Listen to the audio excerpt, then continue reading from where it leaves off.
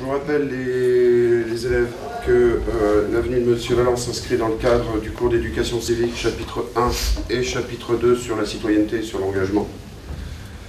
Il y a des gens ici à Saint-Dié qui faisaient de la politique à Saint-Dié, qui me connaissaient bien, qui savaient que j'avais des attaches assez fortes dans les Vosges et aussi à Saint-Dié de la famille de façon indirecte, et qui m'ont dit « il faut que tu te présentes à Saint-Dié.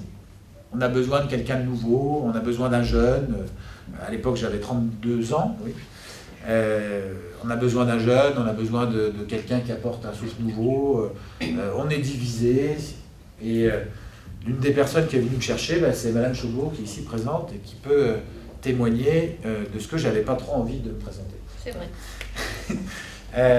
Parce que je me disais que vous savez, il y a une grosse différence en politique entre être le gars qui est derrière, qui participe au débat, ou même qui colle les affiches, ou qui fait les campagnes électorales, qui essaie de convaincre, et puis être celui qui est sur l'affiche.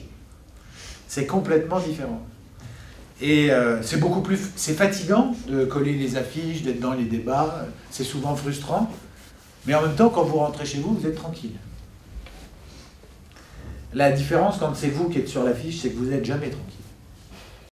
Donc moi, j'y suis allé parce que j'avais l'impression qu'il y avait des gens à Saint-Dié qui avaient besoin d'un changement et que si ce n'était pas moi le candidat, il n'y aurait pas de changement. Et j'ai mis plusieurs mois avant de prendre ma décision, j'ai discuté avec plein de gens, je passais mon temps, comme avec Mme Chauveau, à essayer d'expliquer qu'il y avait d'autres personnes qui pouvaient faire ça. Et puis bon, finalement, un jour, j'ai dit « ok, j'y vais, je me présente ». Et on a fait cette campagne. Moi, je savais que la ville de Saint-Dié était dans une situation difficile sur le plan financier. Vous savez, une ville, c'est un petit peu comme vos parents ou vous plus tard. Hein. À un moment donné, quand vous avez beaucoup de dettes, les banques, elles vous forcent à les rembourser. Et si elles vous forcent à rembourser beaucoup de dettes, vous n'allez pas au restaurant tous les 5 matins. Et vous n'achetez pas la voiture tous les 5 matins. Et vous ne refaites pas votre façade tous les 5 matins. En même temps, le maire de Saint-Dié, il doit pouvoir aller chercher de l'argent pour aider sa commune à la région, au département, au niveau de l'État, auprès du préfet. Il doit pouvoir rencontrer ses collègues maires à Nancy ou dans les communes autour, à Strasbourg. Donc, il ne peut pas ne faire que recevoir des gens toute la journée. Ou alors il fait mal son travail. Il est bien aimé parce qu'il donne l'impression qu'il dit oui à tout, mais il n'arrive pas à améliorer la situation de sa ville sur les gros dossiers.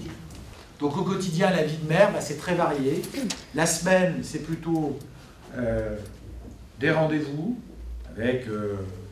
ça peut être très différent avec des présidents d'associations, des chefs d'entreprise, avec des autres élus, avec plein de personnalités différentes.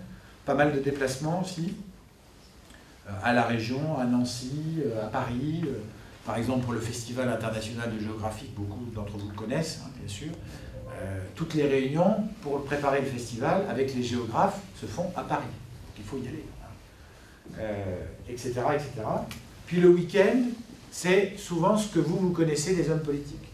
C'est-à-dire les discours, les rubans qu'on coupe pour inaugurer quelque chose.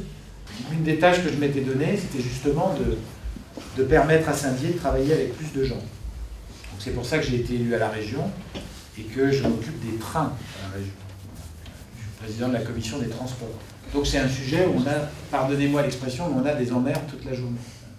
Donc en plus de mes problèmes comme maire, j'ai les problèmes de la région où il y a les collègues qui appellent, dès qu'il y en a un qui prend le train, les gens vous appellent toujours quand le train ne marche pas, évidemment. Quand il marche, personne ne vous appelle.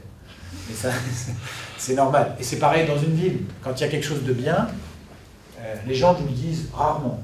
Quand il y a des choses qui ne vont pas, ils vous le disent souvent. Je pourrais faire plus de choses pour les gens. Beaucoup plus. Je pourrais refaire plein de rues en travaux. Je pourrais... Sauf que qui payerait? Vous. Les gens qui vont habiter à Saint-Dié dans 10 ans, dans 20 ans, dans 30 ans, ils paieraient encore les dettes d'aujourd'hui. Si je continuais à endetter la ville.